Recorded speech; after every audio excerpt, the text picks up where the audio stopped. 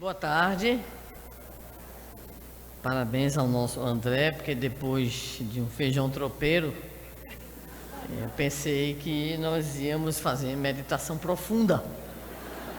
Mas, graças às entidades que auxiliam esse encontro, nos mantivemos acordados, e ele veemente em seu discurso.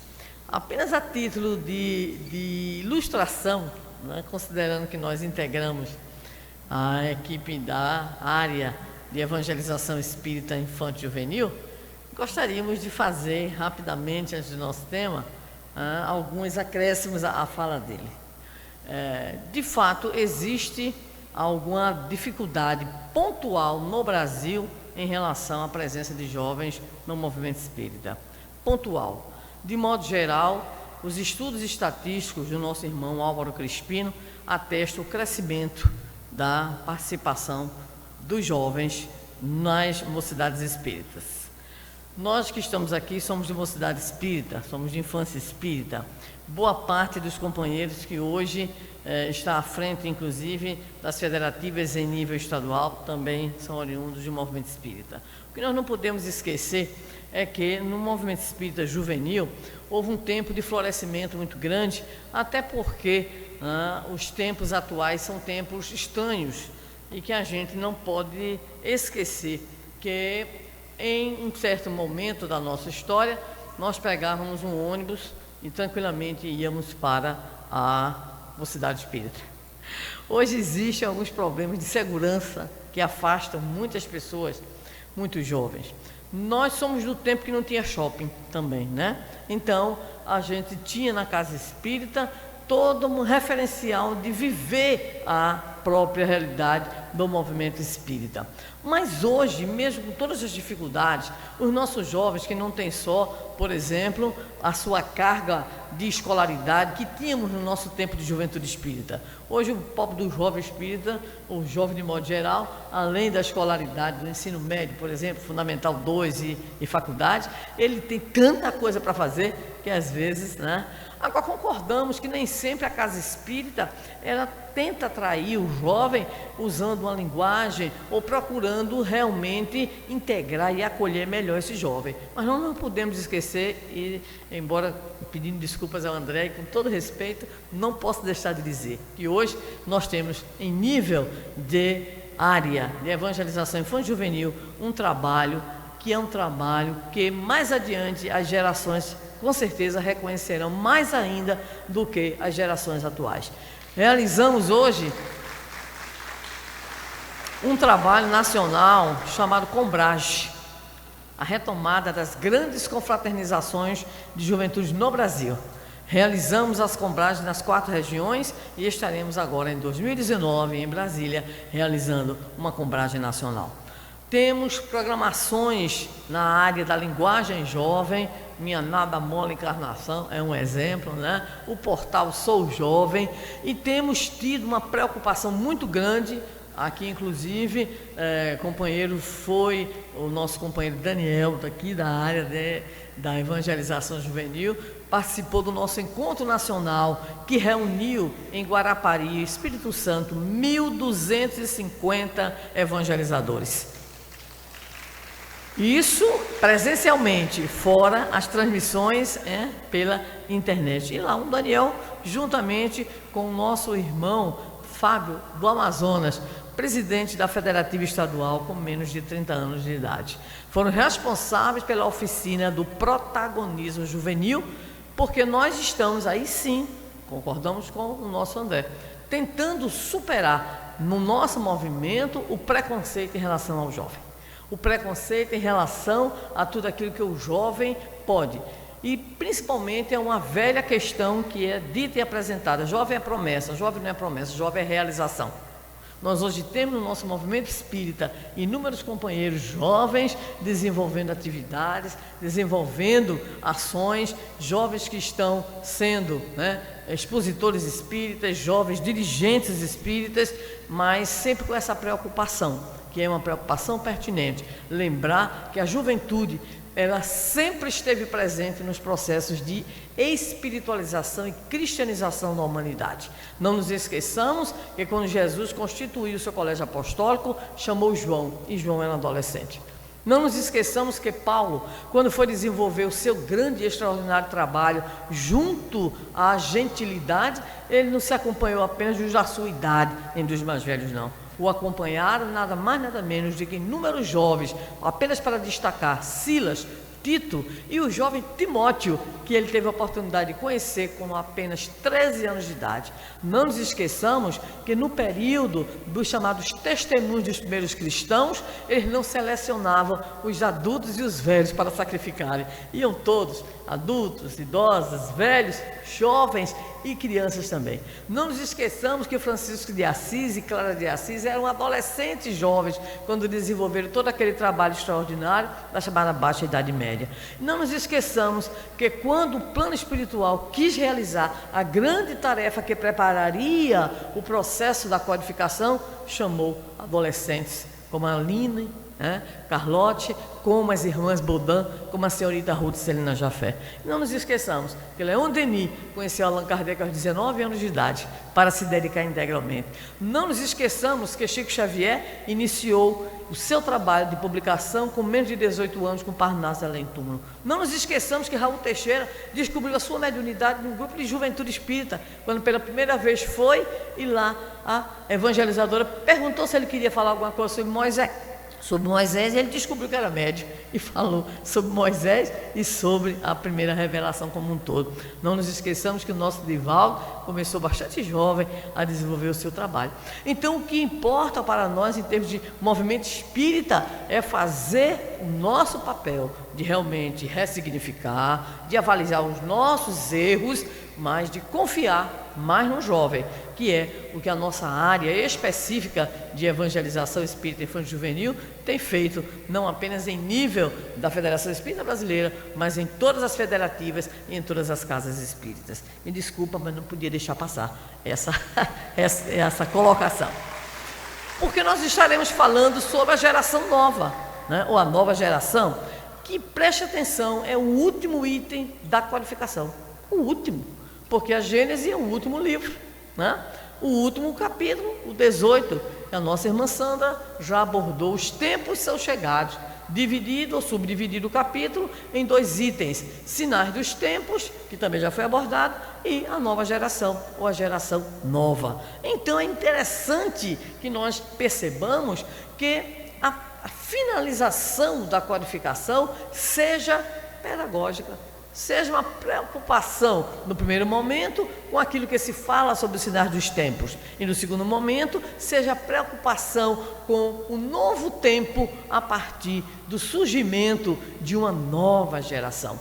Então, nós já sabemos, já foi abordado aqui, que há muitas interpretações em torno da chamada transformação da Terra, os sinais dos tempos, mas a nossa Sandra já colocou muito bem que a visão é muito mais no campo moral do que no que diz respeito às transformações que naturalmente também ocorrem no nosso planeta sob o ponto de vista material, mas tudo dentro de uma lei, ou seja, tudo seguindo o que a lei do progresso define para nós. Mas quando se fala em nova geração, imediatamente a gente pensa, se tem uma nova, porque tem uma velha, não é isso?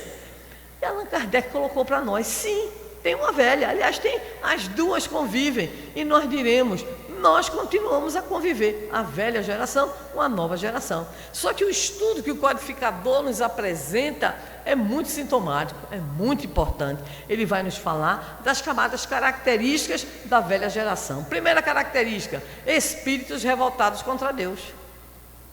Tá aí. Aí a gente que está aqui diz, não, eu já não estou nessa.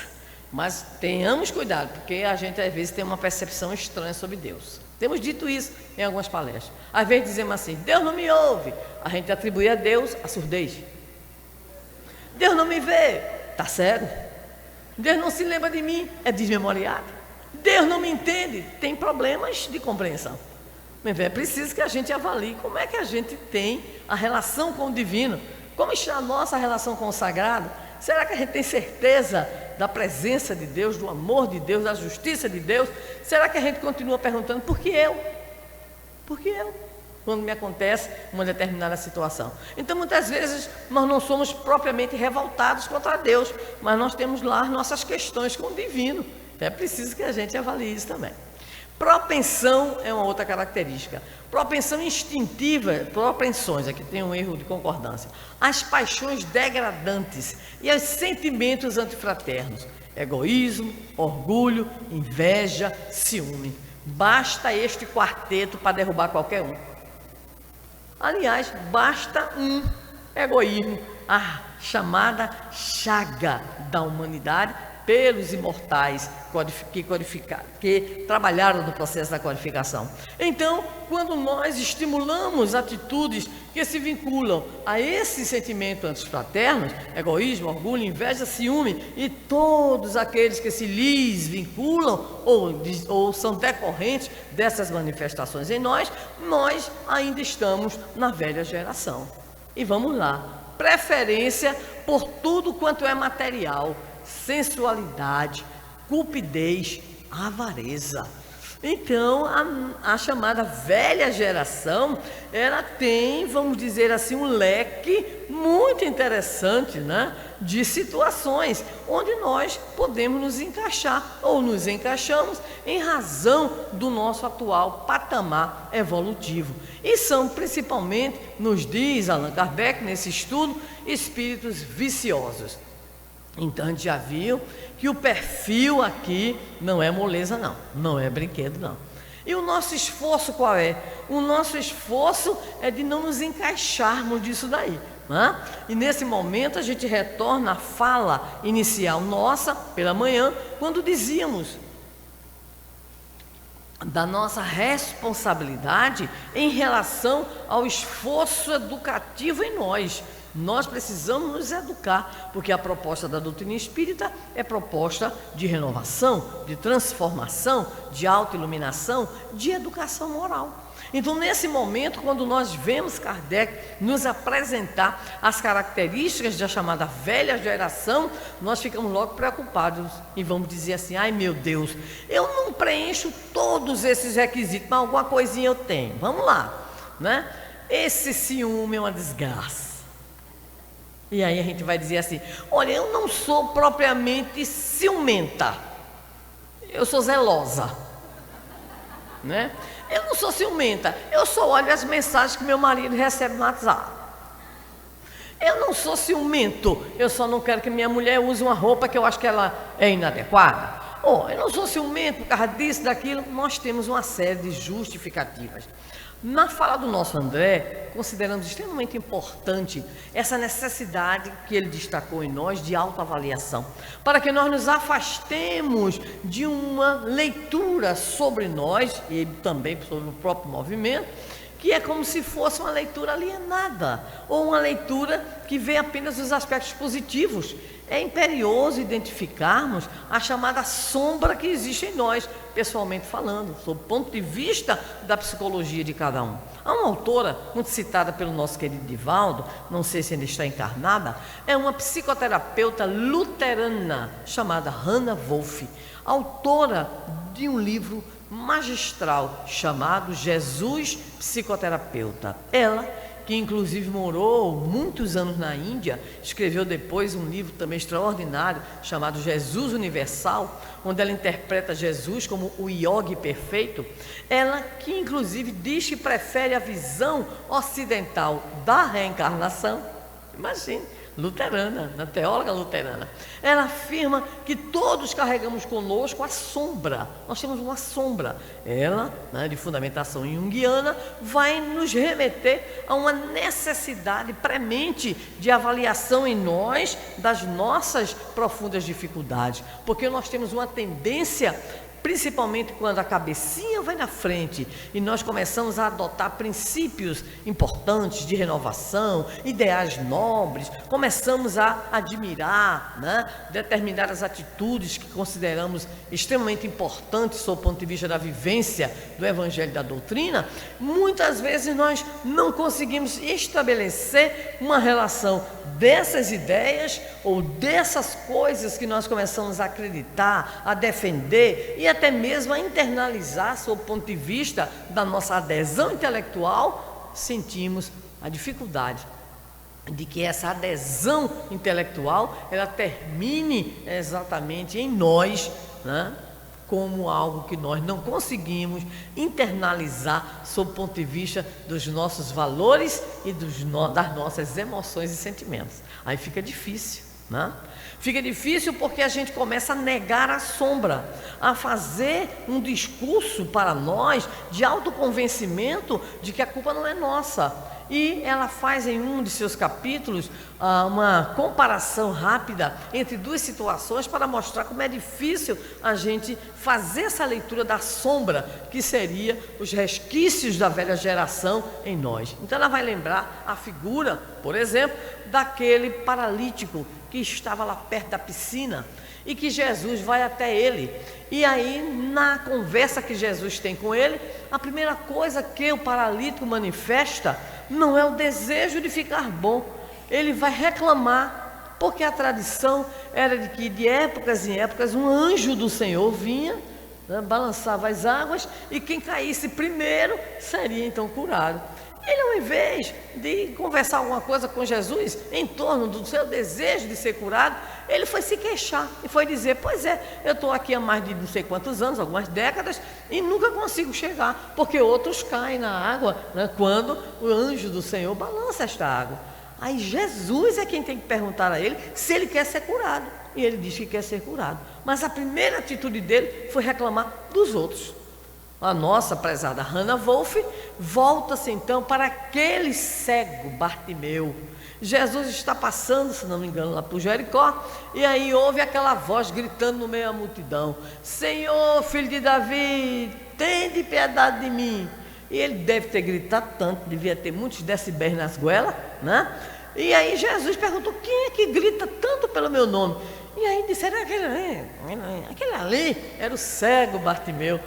Mas Jesus recebeu a energia de Bartimeu: Senhor, filho de Davi, tem de piedade de mim. Jesus, traga ele. E quando levaram à presença de Jesus o cego Bartimeu, qual foi a pergunta que Jesus lhe fez?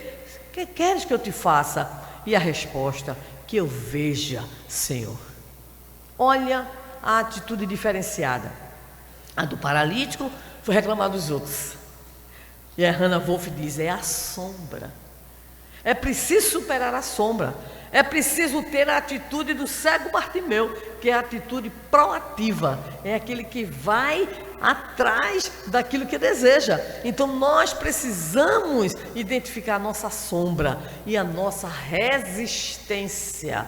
Por que é que nós temos tantas dificuldades de, possuindo todas as informações, todas as elucidações, por que é que nós temos ainda tanta dificuldade?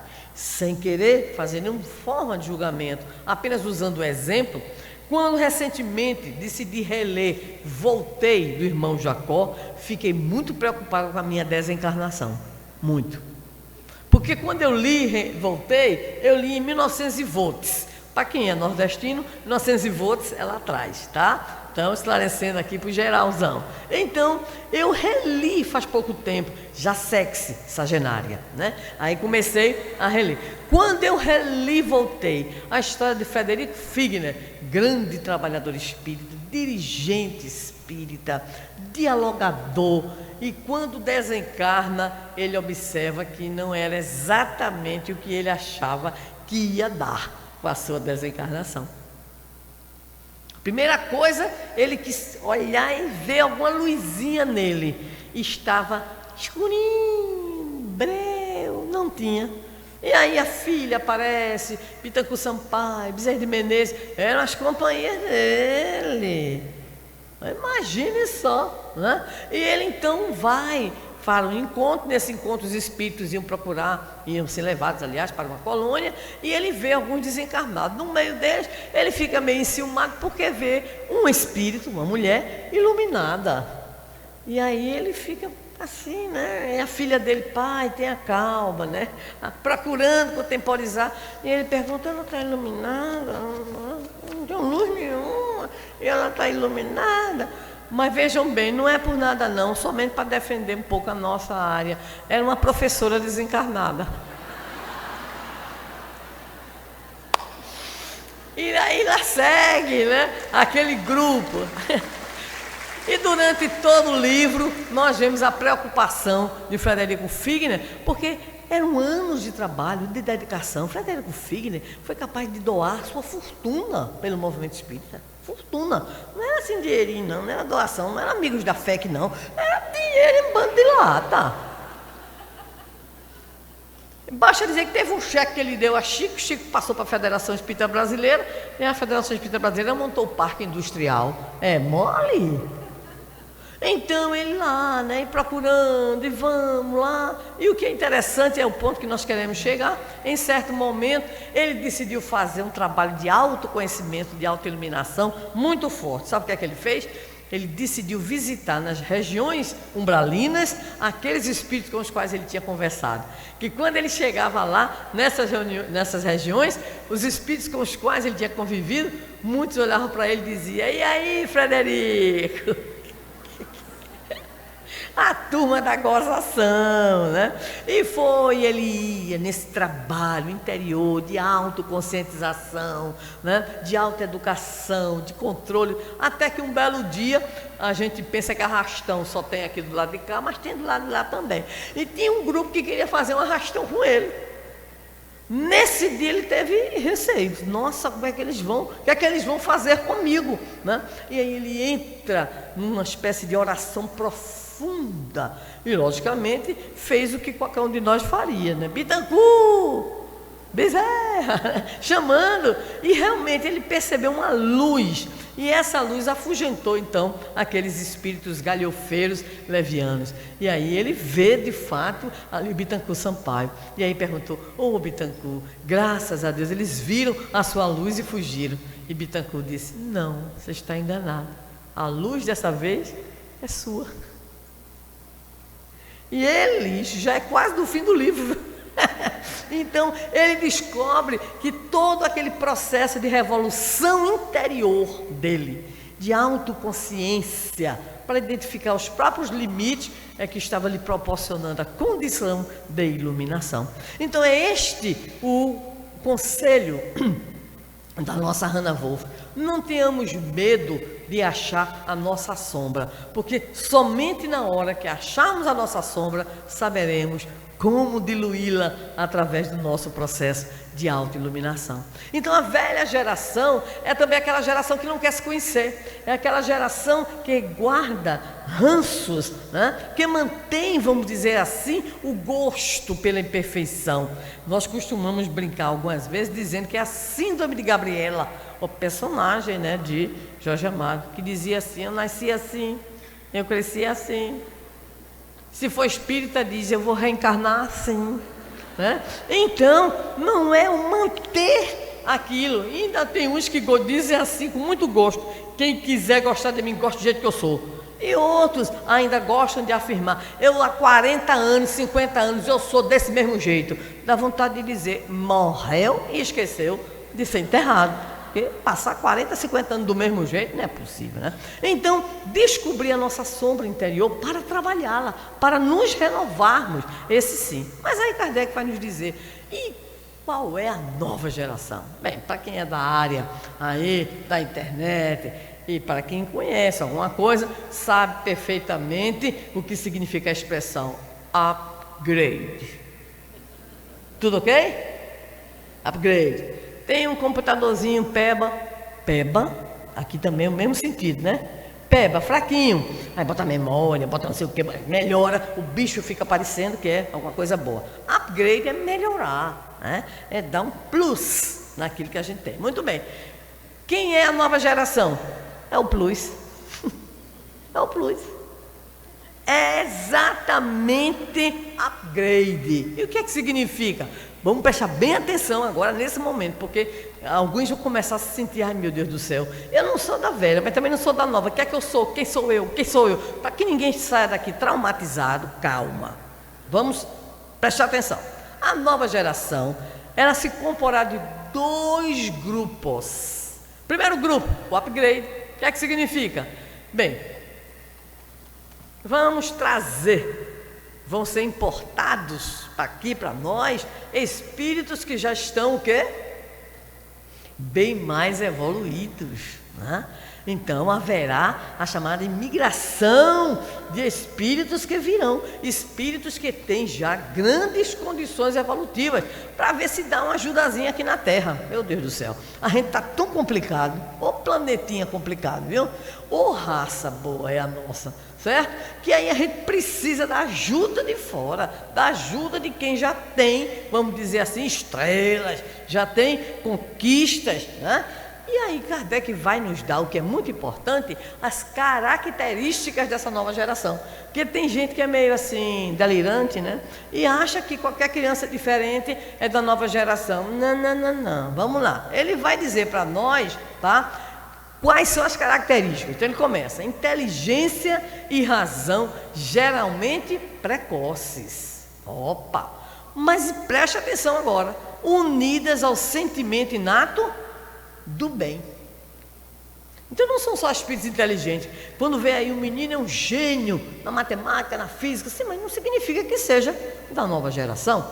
Então a nova geração tem inteligência e razão geralmente precoce, mas unidas essas características ao sentimento inato do bem e crenças espiritualistas. Isso aqui é importante. Não é somente progresso intelectual, é progresso intelecto moral.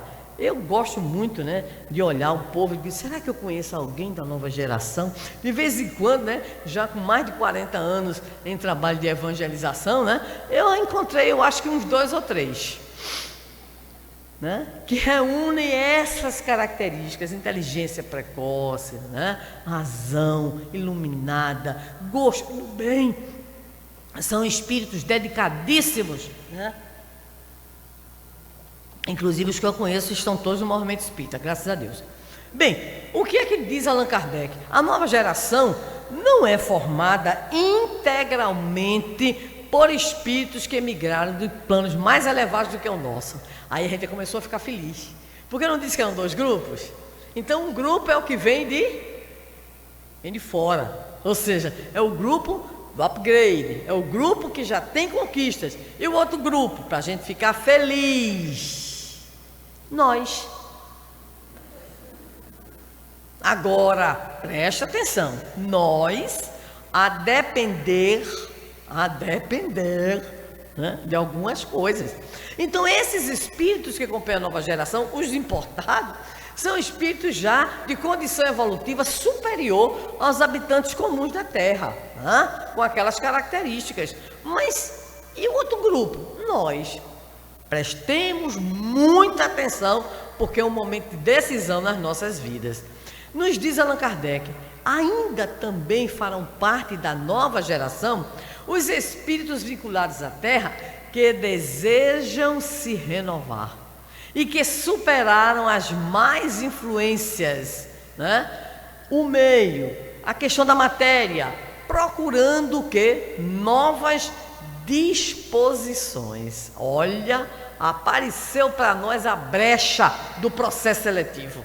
Apareceu. Então nós podemos nos candidatar, de fato, a integrarmos a nova geração. Se o quê? Primeiro, procurarmos afastar daquelas características negativas que vimos próprias da velha geração.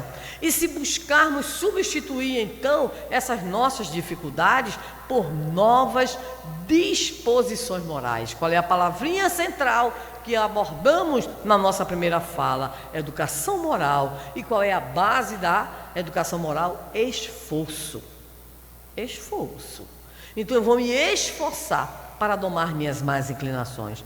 Vou me esforçar para controlar o meu ciúme. Vou me esforçar em relação ao meu problema íntimo de orgulho, ainda, de egoísmo. Eu vou procurar ser a melhor pessoa que eu possa ser. Mesmo que eu não tenha, vamos dizer assim, sucesso absoluto 100%. Mas eu estarei o quê? Eu estarei nesse esforço, porque é isso que caracteriza o verdadeiro espírita. É a sua transformação moral, está lá colocado no Evangelho, mas pelos esforços que emprega. Ora, se ele está se esforçando, é porque ele está em processo. Então, o nosso Frederico Figner, voltando ao livro Voltei, ele trabalhou demais, ajudou demais, mas o processo era um pouquinho mais complexo do que ele imaginava, né? E nós, muitas vezes, que estamos também vivenciando a experiência, nós temos que ter um outro tempo, que é o tempo de Deus. Esse tempo de Deus, ele é muito curioso. Gostaria rapidamente de evocar aqui o meu querido amigo, irmão Haroldo Dutra Dias. Diz que num dia meio aperreado, assim, ele abriu, né, um texto lá do Novo Testamento e apareceu o seguinte, né, texto para ele, um versículo para ele. Jesus, vendo que os pescadores estavam arrumando, vamos dizer assim, consertando as redes, viu a João, o evangelista, e o chamou para segui-lo. E Haroldo disse: quando eu terminei de ler isso aí, eu perguntei assim: Senhor, não estou entendendo nada. Eu estou aperreado. Estou assim numa fase meio complicada da minha vida pessoal. Eu abro e cai essa história de que Jesus foi chamar João para ser o discípulo dele. E eu não estou entendendo nada. E às vezes o Haroldo tem uma maneira curiosa de dizer assim: Senhor, eu sei que tu me ajudas, eu sei que tu me amparas, o problema é que eu não consigo enxergar como é que tu estás fazendo isso. E ele disse que nesse momento, nesse dia, ele ficou: e agora que eu não estou entendendo porque caiu esse versículo para mim? E aí passou o dia pensando, meditando, depois deu aquele agora. É porque quando Jesus foi chamar João, João não estava nas redes trabalhando. João estava parado, consertando. E o nosso querido irmão, com todo o seu cabedal de sensibilidade, de conhecimento, fez a seguinte interpretação: é que há momentos em que nós estamos ativos, mas há momentos que nós temos que parar, para que o tempo seja o tempo de Deus. E eu fiquei meditando também nas palavras dele, ao ouvir esse pequeno vídeo, e lembrei ao Cronos e ao Kairos. Ao Cronos, que é o tempo cronológico do homem que a gente marca, e o Kairos, que é o tempo de Deus. É preciso, dizia o nosso Haroldo, fazermos a nossa parte, mas é preciso deixar um tempo para que Deus faça a parte dele em nós. Olha que mensagem bonita. É preciso parar um pouquinho, é possível e necessário Virgem colheiro, porque eu botei um cronômetro aqui, né? É preciso buscar, né, o deserto interior de avaliação, para que a gente possa fazer um mergulho, né, em nós, para podermos então desenvolver o nosso programa de autoiluminação. Então, farão parte da nova geração os que desejarem também isso, ou seja, os que conseguem fazer esse trabalho de autoconhecimento, os que desejam renovar as suas disposições íntimas no sentido do bem, no sentido da renovação, no sentido da transformação. Então é onde nós entramos, né? Nós vamos entrar nessa nova geração a partir desse nosso desejo. Mas há um subgrupo dentro deste grupo que é interessante demais, que eu só prestei atenção depois de ler o texto kardeciano algumas vezes.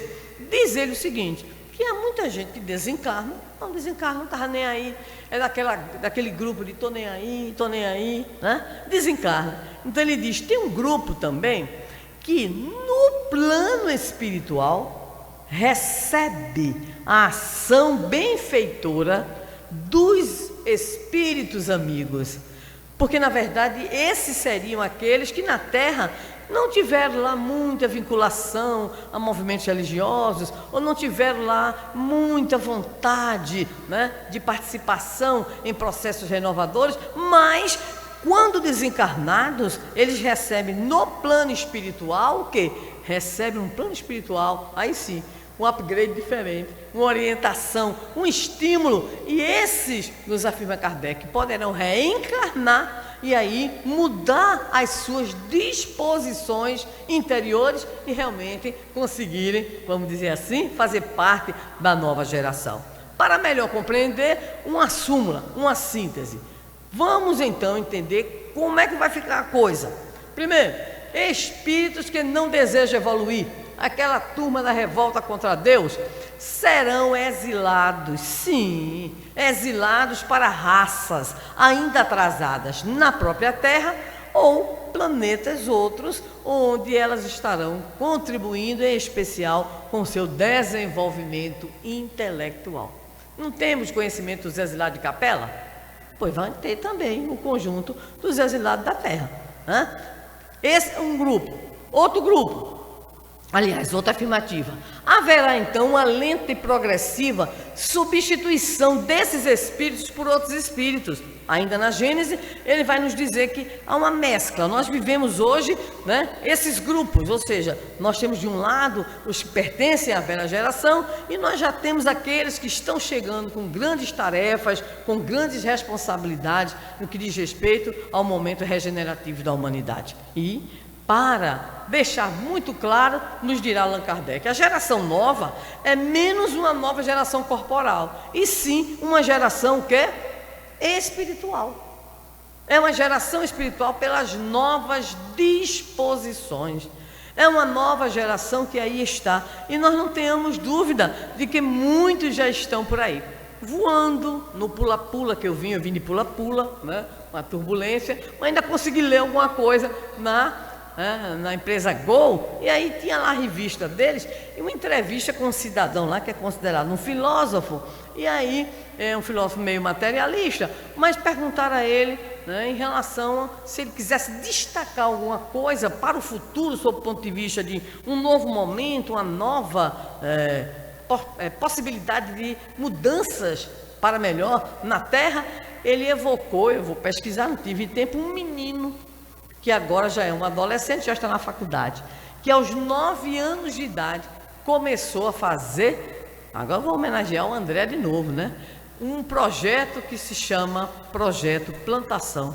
Desde os 9 anos de idade que ele faz esse trabalho, que já contagiou muita gente no mundo inteiro para processos em especial de reflorestamento.